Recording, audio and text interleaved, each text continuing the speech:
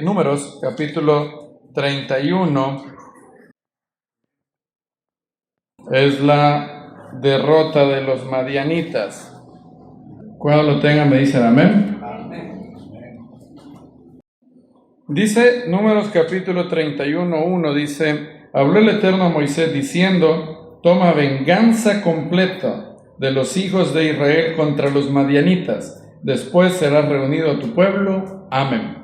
Como hablamos con algunos hermanos en la mesa, este pasaje y el pasaje donde Hashem manda la destrucción de las 7 naciones cananeas es uno de los pasajes más controversiales de toda la Torá. Libros enteros se han escrito sobre estos dos pasajes.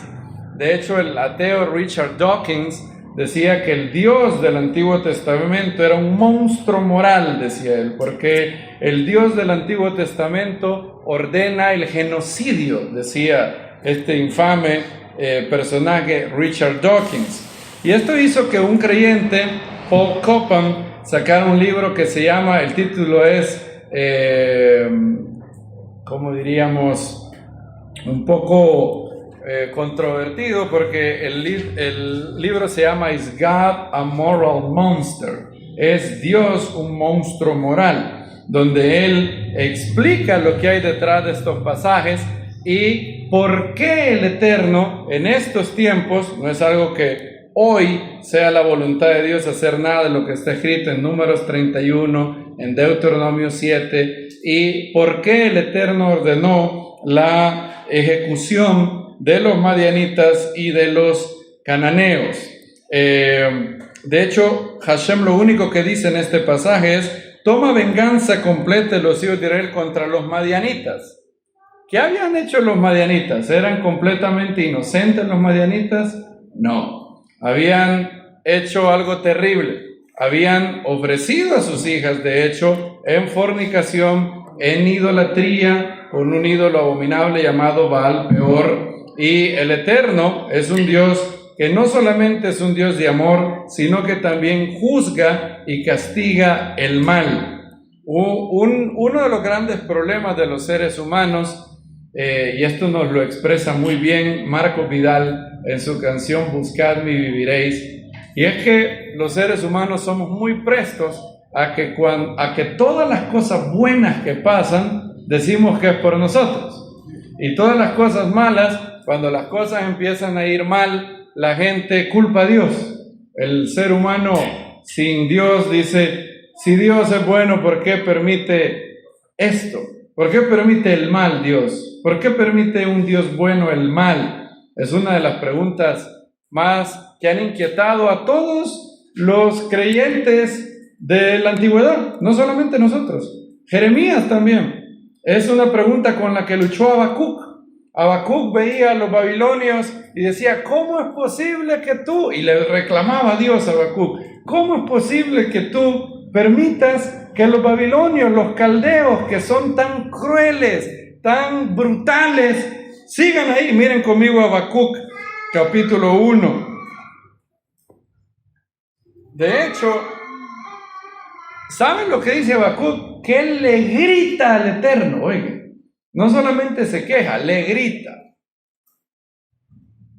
Y se puede traducir como visión que tuvo el profeta Habacuc, pero también como carga que tuvo el profeta Habacuc. ¿Y cómo empieza? Con un agónico ¿hasta cuándo? ¿Cuántos salmos comienzan así? ¿Hasta cuándo? Como seres humanos, muchas veces nos hacemos esta pregunta: ¿hasta cuándo? Miren la queja de Habacuc. Esto bien se podría llamar el lamento del profeta Habacuc. ¿Hasta cuándo, oh Eterno, clamaré por auxilio, pero tú no oyes? Imagínense lo que dice Habacuc, que este es un profeta inspirado. Dice: gritaré ante ti violencia, pero tú no salvarás. ¿Por qué me haces ver la iniquidad y me constriñes a mirar la opresión? La violencia y la destrucción me confrontan, surgen contiendas y se levantan pleitos. Por eso la ley ha perdido su poder. El derecho no sale vencedor, porque los impíos han cercado al justo y la justicia resulta pervertida. Mirad a las naciones, contemplad y asombraos. Yo haré una obra en vuestros días, que aun cuando se os cuente no la creeríais. He aquí levanto a los caldeos, pueblo cruel e impetuoso, que marcha por la anchura de la tierra conquistando poblaciones. Miren lo que dice el verso 13, donde Habacuc le dice a Hashem: muy limpio eres de ojos para ver el mal, y no puedes contemplar impasible el agravio. ¿Por qué miras a esos pérfidos y guardas silencio cuando el malvado destruye al que es más justo que él?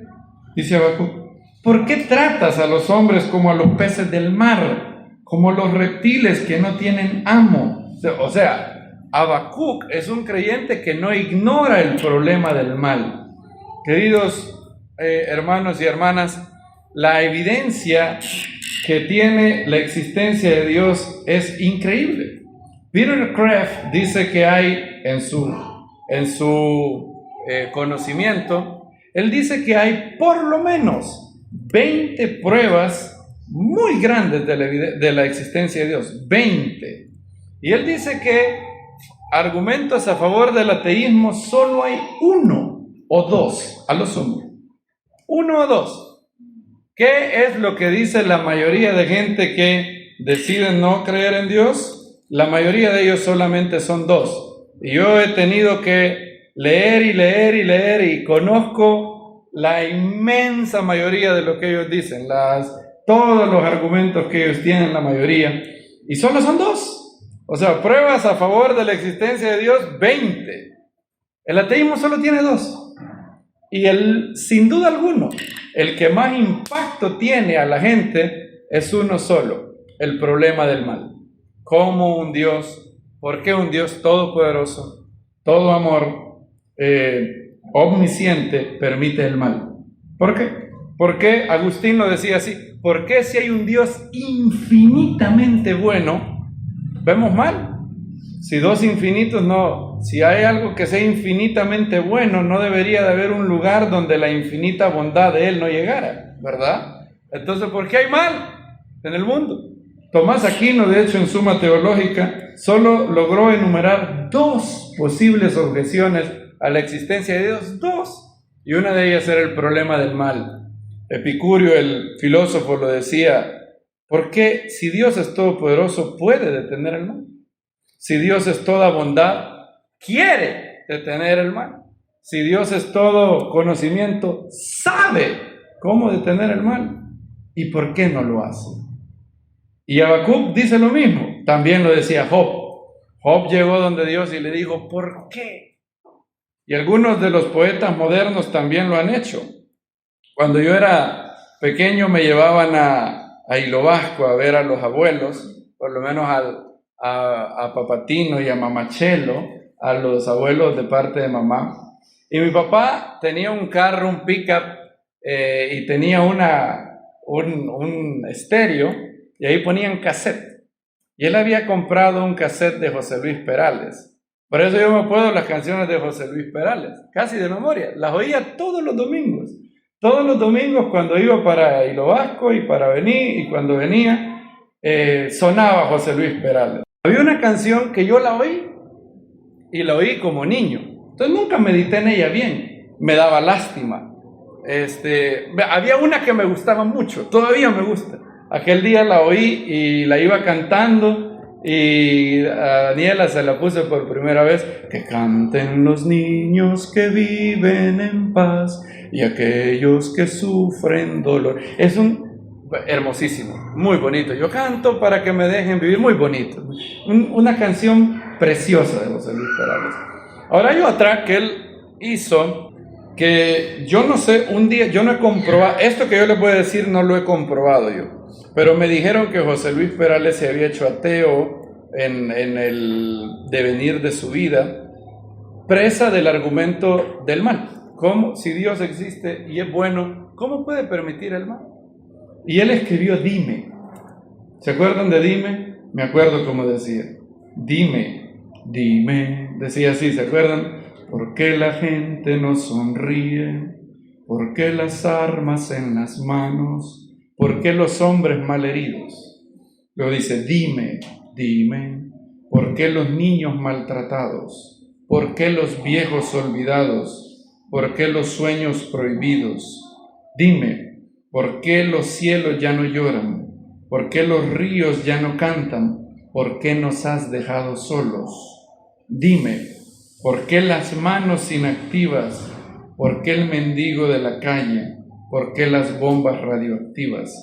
Y el coro era desgarrador. El coro dice, dímelo Dios, quiero saber. ¿Por qué te niegas a escuchar?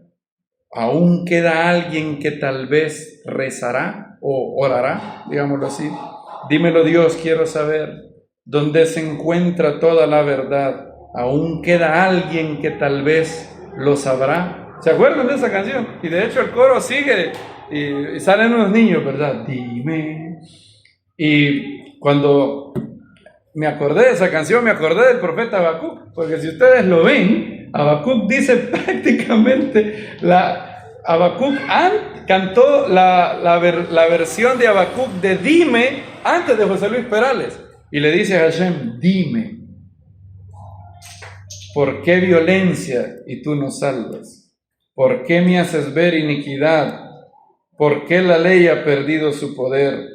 ¿Por qué tratas a los hombres como a los peces del mar? O sea, José Luis Perales no está solo en su dime a Hashem. También lo hizo Job. Job lo hizo y dijo, ¿por qué? Y a mí me parte el corazón. Esa estrofa, hay una estrofa que a mí me parte el corazón de dime. La que dice, ¿por qué los niños maltratados? ¿Por qué el mendigo de la calle? ¿Por qué nos has dejado solos? Dice José Luis Perales. ¿Por qué las armas radioactivas? Ahora, si ustedes son buenos creyentes, ya varias de las cosas de José Luis Perales, ustedes podrían contestarle a José Luis Perales de por qué Hashem lo permite. Ustedes dirían, y muy bien, porque la Biblia lo dice, que una buena mayoría de males en el mundo se dan porque Hashem ha permitido que tengamos libre albedrío. Y un buen número de los males que José Luis Perales enumera son explicables por la maldad de la gente. ¿Por qué las armas radioactivas? Bueno, porque como seres humanos hemos decidido pelear como salvajes en lugar de abrazarnos como hermanos. ¿Por qué los niños maltratados? Bueno, porque hay padres que abusan de su libertad, de su libre albedrío y se extralimitan. Algunos son crueles. Hay madres y padres malos, hay madres y padres buenos. Hay niños que son abandonados y el Eterno tiene que dejar el libre albedrío porque sin libre albedrío no hubiera ninguno de las cosas bonitas de la vida. El amor no existiría. El amor, para que sea amor, tiene que ser como libre. Amor forzado es una contradicción de términos. Entonces, ahora alguien dice, ¿por qué Hashem no creó un mundo donde nunca nadie hubiera experimentado sufrimiento y mal? Y la respuesta de la Biblia es, ya lo hizo. Un día lo hizo, en Edén. En Edén no había ningún sufrimiento, ninguna bomba radioactiva, ningún niño desamparado. Y Él le dio la oportunidad a Adán de continuar un mundo donde la mano de Dios iba a estar manifiesta, donde Hashem se paseaba. Y a Adán se le dio libertad y le dijeron, todo esto es tuyo, solo hay una cosa, este árbol no comas de él. Adán tenía la oportunidad de ser obediente a Dios, y si él era obediente y no comía del árbol que no era de él, sino del dueño del universo, al día de hoy habría un paraíso, o el Mesías hubiera llegado en 1000 años después de Adán, no lo sabemos. La gente dice, ¿qué hubiera pasado si Adán no pecara? Bueno, podemos especular muchas cosas, pero no sabemos muy bien.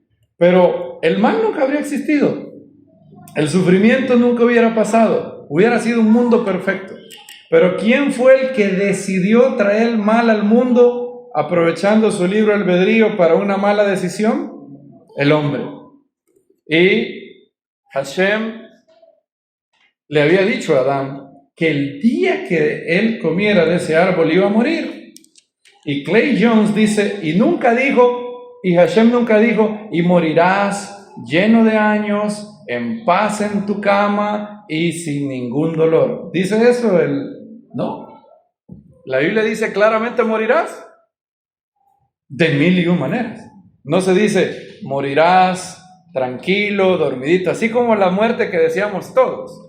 Todos desearíamos una muerte de justos. ¿Cuál es lo que se llama la muerte del justo?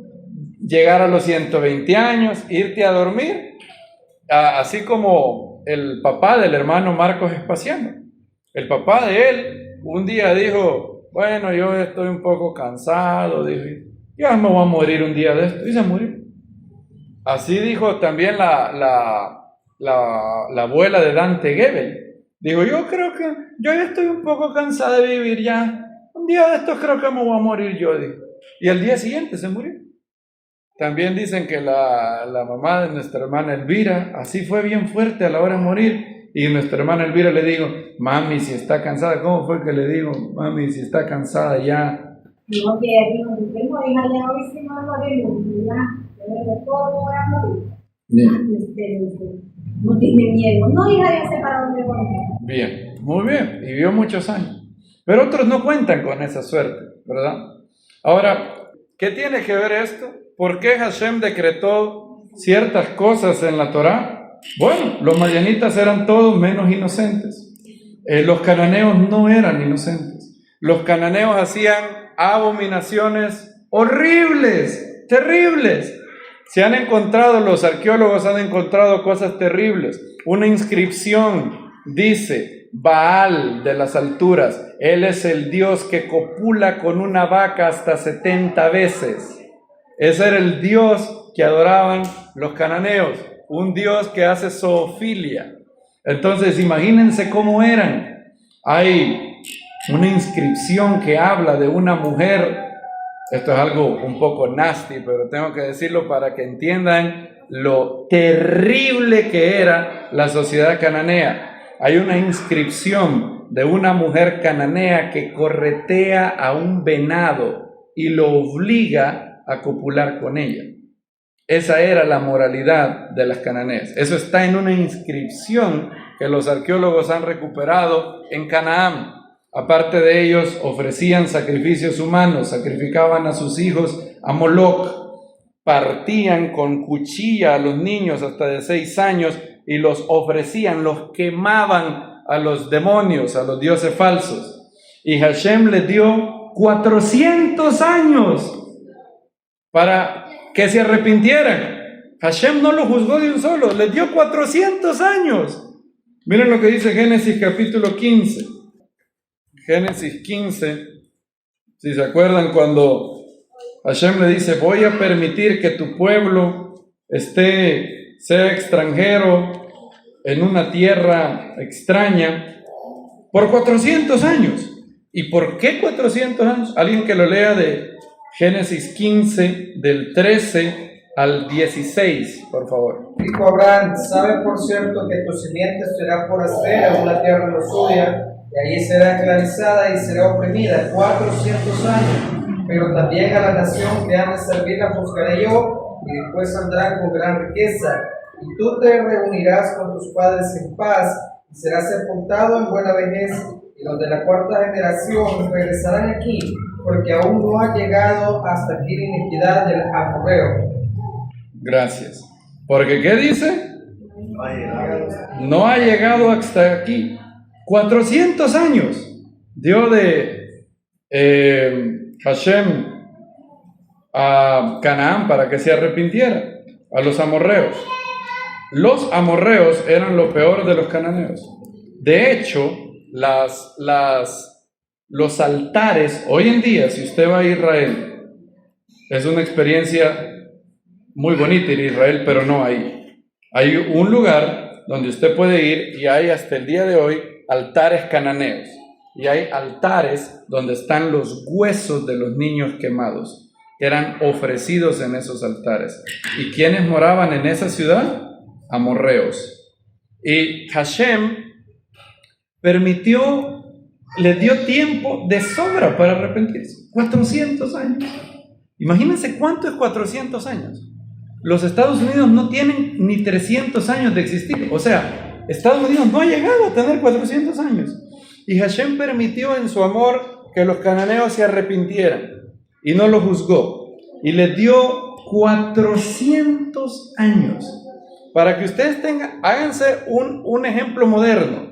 Imagínense que Hashem hubiera permitido que la Alemania nazi gobernara 400 largos años, en donde el holocausto hubiera sido algo del día a día, en donde los experimentos de los nazis, donde hacían barbaridades, hubieran sido el pan de cada día tras día, tras día, tras día, por 400 años. El ateo es bien curioso en su rebelión hacia Dios. El ateo dice, ¿y por qué Dios permite el mal? Y ahora dice Dios, bueno, tenés razón, ya les permití 400 años. Hoy sí, voy a actuar. Voy a mandar a mis escuadrones, a los hijos de Israel. He decretado la pena de muerte para los cananeos por todo lo que han hecho. Así que yo mando a los hijos de Israel a que acaben con esas naciones. ¿Qué dice el ateo hoy? ¿Cómo es posible que un Dios bueno permita eso? O sea que imagínense la doble moral del ateo. Si hay algo de mal, ¿por qué Dios lo permite? Y cuando Dios viene y castiga al malvado, ¿qué dice? Ay, ¿por qué Dios hace esto? Entonces vemos ahí que hay un doble estándar. La sociedad cananea era terrible. Lo que hacían era algo terrible, nauseabundo. También los madianitas se habían entregado a sus hijas a ser prostitutas sagradas en el templo de Baal Peor y a causarle problemas a los hijos de Israel. Y Hashem decretó la pena de muerte para los cananeos. Les digo yo, porque si uno lee los versos de Deuteronomio, por ejemplo, Deuteronomio 7:16 dice, extermina a los pueblos que el Eterno tu Dios te da, no tengas compasión de ellos, ni te rindas culto a sus dioses, porque será un lazo para ti. Extermina al eteo, al cananeo, al fereceo, destruiréis sus estelas, talaréis sus aceras, quemaréis sus imágenes. Entonces, uno lee eso y dice, uy, qué severo. No concertarás pacto con ellos, ni tendrás compasión de ellas, que serán entregadas totalmente a la destrucción. Uno dice, uy, qué terrible. Ahora, acompáñenme al mismo experimento. Supongan que por 400 años la Alemania nazi gobierna el mundo. Supongan el experimento mental que la Segunda Guerra Mundial no la ganó Churchill, la ganó Hitler. Y la Alemania nazi se extendió por todo el mundo. Y Hashem lo permite por 400 años. Les pregunto, ¿habría alguien que se enojara si Hashem levantara un ejército e irrumpiera y terminara con la Alemania nazi? ¿Usted se enojaría por eso? Yo no. Y Hashem permitió que 400 años pasaran para ver si se arrepentían. Y cuando su maldad llegó al tope, Hashem dijo, ya basta, voy a actuar contra ellos. Ahora, el mandamiento de Hashem es muy duro porque incluye niños. Ese era mi gran problema con estos pasajes. Me acuerdo la primera vez que los leí. Y decía, no se lo ha preguntado usted, yo me lo pregunté. Ok, yo entiendo que los cananeos adultos eran los culpables. Pero ¿por qué el mandamiento incluía también la pena capital contra los niños? El ganado también, ¿se acuerdan? Eso fue lo que le dicen a Saúl. Todos estamos claros que los cananeos, oigan, no por la Biblia, le estoy hablando de las inscripciones que hemos hallado ahí, los arqueólogos. Todos estamos claros que los cananeos eran aberrantes, tenían una moralidad terrible. Si Hashem permitía que los cananeos siguieran, el mundo iba a llegar a una degradación moral que quizás iba a ser un punto de no retorno. Hashem tuvo que cortar a los cananeos. Ahora, mi único problema con eso era los niños. ¿Por qué los niños? Ahora, hay varias cosas que tenemos que tener en cuenta. En primer lugar, Richard Hess, un gran arqueólogo, un erudito del Tanakh, nos ha ayudado mucho a entender estos pasajes. La palabra ciudad, ¿qué entienden ustedes cuando escuchan la palabra ciudad? ¿Cuál es la imagen que se les viene a la mente? New York, París, Washington, San Salvador. Bien, las ciudades antiguas, queridos hermanos, no eran lo que hoy en día llamamos ciudad. Richard Hess ha hecho un trabajo excelente, él y Paul Copham, y nos han ayudado a reconstruir cómo era Canaán. Ojo a esto, mucha atención. Cuando la Biblia habla de las ciudades, la ciudad cananea era una fortaleza militar donde estaban militares y unos cuantos civiles, como por ejemplo hoteles, cocineras, prostíbulos, y eso era una ciudad. Por ejemplo, Jericó, la inmensa mayoría de personas que vivían en Jericó, no tenemos que imaginarnos ciudad cananea como que digamos Jericó era como New York, donde había una gran población civil. No, hoy se sabe que la manera en cómo estaban construidas esas ciudades era que la ciudad era ocupada como una fortaleza militar. En esa ciudad habían el 95% de los que vivían ahí eran militares. Habían burdeles, obviamente adivinen para quiénes, para los militares. Habían algunas cocineras, pero era en su mayoría fortalezas militares. Los civiles no vivían en esas ciudades, sino que vivían en el llano. ¿Ok? Entonces, esas ciudades que Hashem dirigió el mandamiento de exterminar a esas personas, a los militares. Ahora, ¿cuál era el mandamiento de Hashem para los civiles? No era aniquilarlos. ¿Cuál era el mandamiento? Expulsarlos.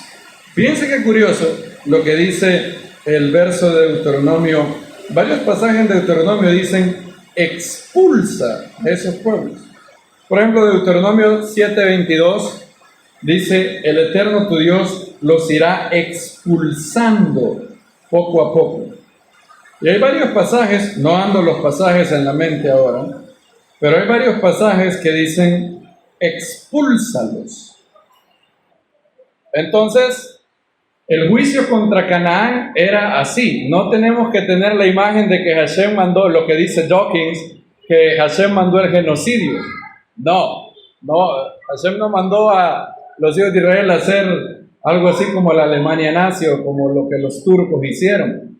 Era un mandamiento de acabar con las fortalezas militares de Canaán, y a los civiles había que expulsarlos. Cuando vemos esto cobra sentido algo. Yo siempre me pregunté, ¿cómo es que el libro de Josué dice que no quedó nadie? Los eliminamos a todos, todo lo que tenía aliento debajo del sol lo eliminamos, dice Josué, y a los reyes y no sé qué, y todo lo eliminamos, todo lo eliminamos. Uno sigue leyendo el libro de los jueces, ¿y quiénes están ahí? Los cananeos. Y uno dice, espérate, ¿cómo es? Lean por ejemplo Jueces 1. Dice el libro de Josué que los eliminaron a todos, ¿verdad? Toditos los eliminaron. Ahora, uno lee Jueces, los primeros pasajes, ¿y qué dice? Que Judá subió ¿contra quiénes? Contra los cananeos. Y uno dice, espérate, Jueces 1:9, por ejemplo. Jueces 1:9. ¿Qué dice? Después los hijos de Judá, ¿qué? ¿Cómo es esto? Y que no Josué decía que los habían aniquilado a todos. Pero es que mayoritariamente Josué parece estar describiendo a todas las fuerzas militares de Canaán. Pero los cananeos los expulsaron. Por eso los cananeos, el mandamiento era que ya no existieran como nación. No era un genocidio. Hashem no era un Dios racista que tenía problemas con el gen mismo, sino que existieran como nación. Por eso es que allá, cuando llegamos a David, hay un señor que se llama Urías, ¿qué? Eteo. ¿Y quiénes eran los eteos? Era una de las 7 naciones cananeas. Y de hecho, si usted sigue leyendo todo el libro de Jueces, va a ver que los cananeos a cada rato salen aquí. Por ejemplo, vean el verso de Jueces 3:5. Así los hijos de Israel habitaron en medio del cananeo, del eteo, del emorreo, del fereceo, del heveo y del jebuseo. Pero ¿cómo es posible que Josué diga entonces que los acabó a todos? Porque hablaba principalmente de los militares. Canaán dejó de existir como nación. Entonces, los que ofrecieron resistencia, los que siguieron peleando, obviamente Hashem había decretado la pena de muerte. Pero aquel cananeo o los niños o la mujer que huyó por su vida, no había ningún mandamiento de perseguirla para matarla. Simplemente el mandamiento era expulsarla. Cuando uno entiende esto, uno dice, yo no sé si a usted le pasa lo mismo que me pasó a mí, pero cuando yo entendí esto, Richard Hess y Paul Copan hacen un excelente trabajo, dije, bueno, ya el mandamiento no parece tan brutal como ahora entiendo. El mandamiento era a la fortaleza militar. Todo aquel que esté ahí es porque está ahí para luchar, ¿verdad? Entonces a esos, Hashem dijo, la pena de muerte ha sido decretado contra ellos. Entonces, paradójicamente, otra vez volvemos al corazón del mal. ¿Por qué Hashem permite esto? Por el mal de la humanidad, el mal del hombre. Ahora, ustedes dirán, pero hay ciertos males que Hashem permite que me duelen mucho. A mí también. ¿Por qué el mendigo de la calle? ¿Por qué los niños? Hay un libro que, si usted es débil en la fe, yo no recomendaría a nadie que lea ese libro, Los hermanos Karamazov de Dostoyevsky. Es un libro en donde Dostoyevsky quiso poner a 2 hermanos que representaban el conflicto interno que él tenía. Hay un hermano que es creyente, se llama Alexei, Alyosha, se llama Alexei Fyodorovich Karamazov. Y está el hermano Iván. Iván es ateo, es un tipo sofisticado. Y Dostoyevsky era una persona que en su juventud había tenido terribles crisis de fe. Dostoyevsky sufría de epilepsia. Ahora imagínense, epilepsia no ahora, sino epilepsia en el siglo XIX. Lo terrible que era. Dostoyevsky tenía ataques terribles que lo dejaban medio muerto. Y él era un creyente total, era un ortodoxo ruso. Pero la duda la asaltaba de cuando en vez, ¿cómo un Dios bueno permite que estés pasando así? Y en el libro, los hermanos Karamazov, hay 3 hermanos. Dmitri es el canalla, mujeriego y todo. Iván es el ateo y Alexei es el creyente. Y hay un diálogo donde Iván y Alexei hablan. E Iván le dice, si Dios existe, te voy a contar algunos de los males que yo no me explico por qué Dios los permite. E Iván Fyodorovich empieza a listar terribles atrocidades cometidas contra niños. Ustedes no se pueden imaginar lo doloroso que fue leer ese libro. Ese capítulo. Fue horrible. Me acuerdo que yo tuve que pausar la lectura y ponerme a orar. Porque las torturas que Iván Fyodorovich menciona que ciertos tipos le hacían a los niños eran horribles, horrendos. Y entonces le decía, dime Alexei, le dice Iván, ¿cómo yo no reniego de Dios, simplemente no acepto su mundo? Esa es la frase que tiene Iván. Luego al final de la historia Iván termina loco, atacado por demonios, y Alexei al final puede responder no con argumentos, sino con algo todavía más poderoso a todos los ataques de Iván Fyodorovich, su hermano. Pero me acuerdo cómo me pegó. Me acuerdo que lo que me pegó más fue el sufrimiento a los niños. Me acuerdo que eso era lo que me tocaba mucho de esa canción de José Luis Perales, Dime. ¿Por qué los niños maltratados? ¿Por qué el mendigo de la calle? Y si yo podría, y todo creyente alguna vez tiene a su José Luis Perales dentro. Si usted es un Dios, o si usted es un hijo de Dios, perdón, que ama al mundo y ama al prójimo, alguna vez en sus oraciones le habrá preguntado, habrá compuesto su propia canción, Dime. Yo lo he compuesto. Yo algunas veces le he preguntado a Dios, ¿por qué pasó esto? ¿Por qué permitiste esto? ¿Por qué, Dios? ¿Por qué los niños maltratados? ¿Por qué el mendigo en la calle?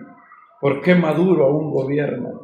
Esa es en estos días, es una de mis primeras preguntas. 25 años de una tiranía inmunda en Venezuela. 60 años en Cuba. 60 años. Si fuera tan fácil para ti que le caiga un rayo a Maduro y se acabe este problema. ¿Quién de ustedes se enojaría si mañana nos levantáramos con la siguiente noticia en el diario? Tropas estadounidenses entran, atrapan a Maduro y lo meten preso en Guantánamo. ¿Alguien aquí se enojaría? Yo no. América Latina entera haría fiesta. Y ¿por qué Maduro aún gobierna? ¿Por qué los niños abandonados? Ahora, la respuesta, muchas de las preguntas no podremos contestarlas en este lado de la eternidad. Serán contestadas después. Algunas respuestas ya las hay. Por ejemplo, Dios, después de que Adán pecó, vivimos en un mundo caído. Hashem maldijo la tierra y dijo, cardos y espinos, ¿qué? Te producirá. Vivimos en un mundo caído. Y Hashem ha hecho este mundo de manera que tengamos un perfecto balance, que toda persona tenga un balance para decidir si es fiel a Dios o si no es fiel a Dios. Si mañana, yo he hecho este experimento con ustedes, si mañana cada vez que alguien fuera a cometer un mal, un ángel saliera con la espada desenvainada y dijera, pensalo bien, porque después de hacer este mal, te toca esta espada. ¿Quién haría el mal? Nadie. Imagínense un ángel con un gran garrote diciéndole, vas a hacerle infiel a tu esposa en este motel. Al salir te toca este leño. ¿Quién sería infiel? Nadie. Hubiera gente que diría, Dios existe, ni modo. Dios existe, qué lástima. Hay que adorarlo y hay que ser fiel porque ni modo. La existencia de Dios sería tan clara como la nariz. Usted vería, sería tan obvio. Imagínense que cada vez que alguien disparara una pistola contra un niño inocente, apareciera una pared de ladrillo sobrenaturalmente. O que cada vez que alguien disparara, la bala se desviara. O que cada vez que alguien quisiera hacer algo malo, Hashem hiciera algo y milagrosamente lo impediría. En ese mundo, todo el mundo supiera la existencia de Dios, pero ese mundo tendría menos mal en teoría. Ahora yo les pregunto, ¿sería ese un mundo mejor? No. Habrían millones de personas que adoraran a Dios por obligación. Estarían, como yo les digo, el ateo no diría, no habrían ateos, habrían resentidos. Habrían gente que diría, Dios existe, ni modo, no puedo hacer lo que me dé la gana porque me va a castigar. ¿Cómo sabes? Pero quizás Dios no existe. Claro que existe. Si aquel día yo le descargué las 9 milímetros a mi mujer y todas las balas se desviaron. Está claro que Dios existe. ¡Qué regada va! Así diría el malvado. Y Hoy en día tenemos un mundo donde el que quiere ser fiel a Dios ve la evidencia de la existencia de Dios y dice, claro que Dios existe. Pero la evidencia tiene cierta ambigüedad. Hay ciertas cosas que no las entendemos. Entonces se requiere fe. Dostoyevsky en esa novela dice, ¿de qué sirve la fe si es a la fuerza? Me acuerdo cómo me golpeó eso y tiene toda la razón. ¿De qué sirve la fe si es a la fuerza? Tiene que haber en el mundo, para que la fe valga de algo, para que la fe sea una virtud, tiene que haber un mundo en donde creer no sea automático, en donde creer tenga un poquito de dificultad. Y ese mundo es precisamente el que tenemos. Ahora usted diría, hay un hermano muy bueno que ha hecho un libro que se llama, se lo recomiendo a todos, es un libro buenísimo de Clay Jones, Cómo Dios permite el mal. Y él toca todo. Y él no se esconde del problema del mal. Es más, ¿saben que los primeros capítulos es una historia de todos los genocidios que han habido? Él le da un tour por toda la maldad humana. Yo me acuerdo que yo leí los 2 primeros capítulos y yo decía, Dios mío, ¿cómo no has destruido este mundo? Porque él le muestra todos los genocidios. No solo la Alemania nazi, los genocidios del último milenio, de la última década. Y yo, si algo me quedó claro después de ver ese libro, era lo increíblemente malvado que el ser humano puede ser. Y luego él va uno por uno. Y lo que él hace un reto es el siguiente. ¿De qué manera Dios podría crear un mundo tal como lo tenemos, donde se puede elegir libremente servirlo o libremente rechazarlo, habiendo menos males, pero preservando la libertad sin que él tenga que milagrosamente estar irrumpiendo constantemente en el mundo?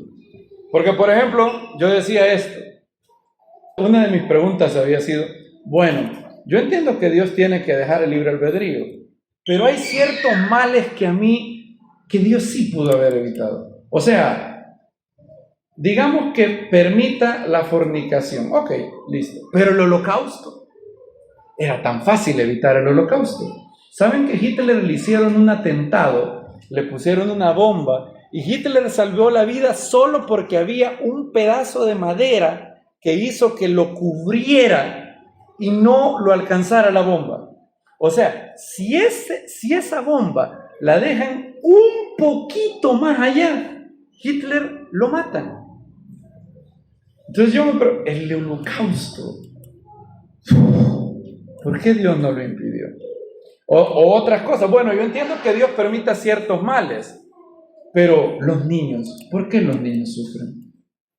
Ahora, Clay Jones tiene un capítulo muy bonito que se trata sobre el sufrimiento, o los animales. ¿Por qué sufren los animales? Si fue Adán el que pecó, ¿qué culpa tienen los pobres animales? ¿Por qué si Adán pecó, la tiene que pagar Bambi? ¿Por qué hoy si cae un rayo en California, se incendia el bosque y mueren miles de venados quemados? ¡Pobrecitos los venados! ¿Por qué Dios no? ¿Por qué no manda una lluvia? Y Clay Jones tiene una manera muy bonita de abordar esto. Yo me asombré. Qué sabio este hermano. Él dice que una vez, él llegó a una universidad y hubo una persona que le dijo, yo no creo en Dios porque Él permitió que mi sobrinita muriera de leucemia. Y entonces Clay Jones le dijo, lamento muchísimo que tu sobrinita haya muerto de leucemia. No sabes cómo lo lamento. Ahora, quiero hacerte una pregunta. ¿Tú tienes un problema solo con que Dios haya permitido que tu sobrinita muriera o que permita que mueran todos los niños? ¿O a ti solo te importa tu sobrinita y no te importan los demás niños o te importan todos los niños? Adivinen cuál fue la respuesta de él. No, claro, todos los niños, ¿verdad? O sea, le digo, tu problema no es que la sobrinita muriera, tu problema en realidad es por qué Dios permita que todos los niños mueran, ¿ok? Pero creo yo que tu problema no es solamente con que Dios haya permitido que se muriera de leucemia. Digamos que se hubiera muerto de una bala perdida, ¿también sería un problema para ti? Sí, ok. O sea que Dios, en el mundo ideal tuyo, no tendría que permitir que muriera tu sobrina de leucemia, ni que muriera otra por una bala perdida. Pero no solo por eso, ¿verdad? O sea, tú prefirieras que no muriera ni un niño. Sí, le digo. Ok, ¿hasta qué edad te gustaría a ti que los niños fueran invencibles? ¿Y cómo podría Dios hacer que ningún niño sufra en el mundo sin tener que irrumpir a cada momento milagrosamente y preservar el libre albedrío de las personas? Yo me quedé así. Oh, este hermano tiene toda la razón del mundo. Sí, ¿por qué? ¿A cuántos aquí estamos horrorizados de que haya maltrato a los niños? Todos, ¿verdad? Ok. ¿Qué tendría que hacer Dios en el mundo que tenemos hoy, no en el Edén, en el mundo de hoy, para garantizar que ningún niño sea maltratado? Cada vez que alguien quisiera hacerle algo a un niño, él tendría que sobrenaturalmente intervenir en el mundo, ¿sí o no? Cada vez que alguien fuera a violar a una niña, el violador tendría que, qué sé yo, morir, le dé un ataque cardíaco, se duerma, no sé. Ahora, supongan con el paso del tiempo eso sería obvio, ¿verdad? Imagínense que cada vez que un violador viniera y va a abusar de una niña, qué terrible, se muere el violador, o le da sueño, o no tiene erección, o todo pasa. En poco tiempo sería obvio, ¿verdad?, que hay algo que está pasando. Y entonces la evidencia de la existencia de Dios sería más grande cada vez más y tendríamos menos libre albedrío. O imagínense que cada vez que alguien le deje un balazo a un niño, la bala se desvíe. O la bala desaparezca. Y peor aún, en el mundo lleno de pecado de hoy en día, supongan que nadie muriera antes de... ¿Qué edad? Por ejemplo. ¿Ah? Wow, Aarón sí la tiene a la barra alta. Bueno, ¿hasta dónde consideramos un niño? 8 años. 8 años, ok. Supongan que Dios hubiera hecho un mundo en donde nadie muera antes de los 8 años. Usted le podría dar con un leño, todo. Nadie muere antes de los 8 años. ¿Qué harían los ateos? Dirían, ya ven, hay una manera de ser inmortal. Hay que hacer experimentos en los niños porque de alguna manera los niños tienen algo que hace que nunca mueran. Pues más, supongan que los animales no murieran. Supongan que el venado que conoció a Adán todavía anduviera ahí. ¿Qué hiciera el mundo? Adorar los animales. Por menos que... ¿Qué hacían en Egipto? Adorar animales. Supongan que los animales no mueren y los hombres sí. Porque eso es lo que nos quejamos, ¿verdad? Ay, Hashem, si Adán pecó, bueno, que a los hombres sí, pero pobrecitos los animales. ¿Qué pasaría si los animales no mueren? Tendríamos idolatría. Los animales inmortales seguro son dioses. Entonces, Clay Jones nos invita a pensar, y él, lástima que José Luis Perales no conoció a este hermano porque ha hecho un muy buen trabajo, y nos invita a pensar en lo siguiente.